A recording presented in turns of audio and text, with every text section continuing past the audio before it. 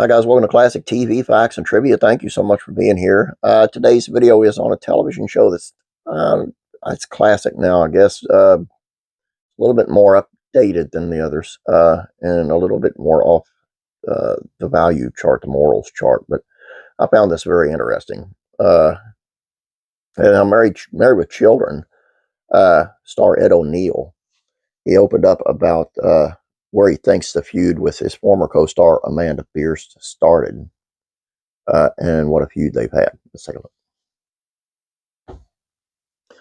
For a show whose theme song starts off the word love, Married with Children didn't exactly give its characters the most traditional emotional cores, and yet the Bundy family's bond remained as strong as the one shared by the hit sitcom's main cast.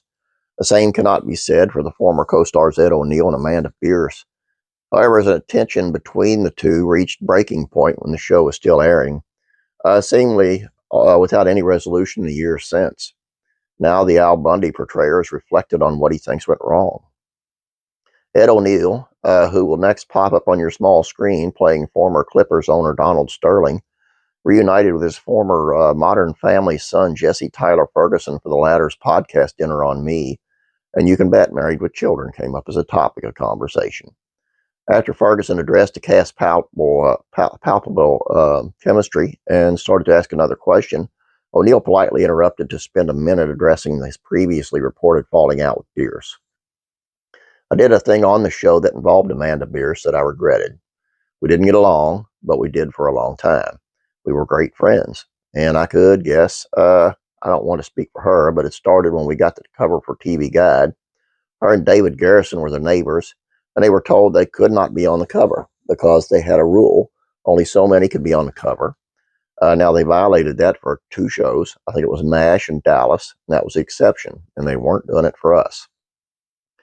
At this point, O'Neill explained, was likely the forking point where his actions could have potentially gone in a direction where their friendship survived to live another day, but he instead went the other way.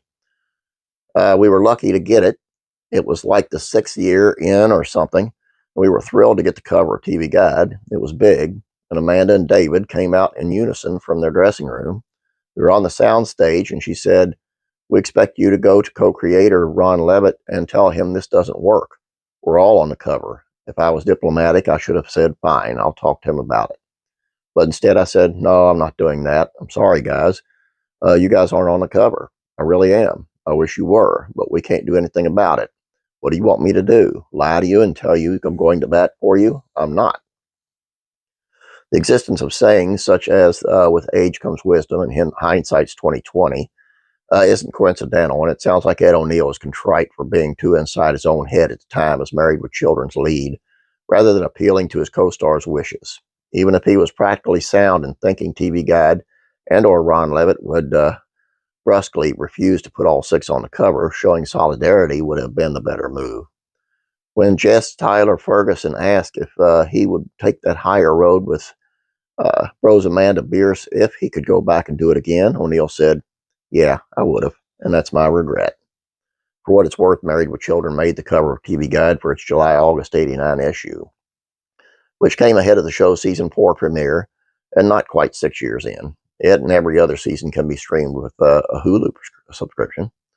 Lasting for 11 seasons, Married with Children remains one of the longest-running sitcoms of all time, despite also holding the reputation of being one of TV's most offensive shows.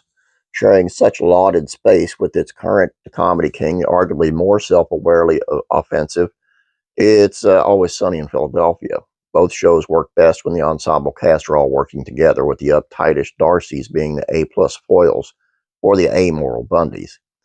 And both shows are known for getting snubbed at the Emmys.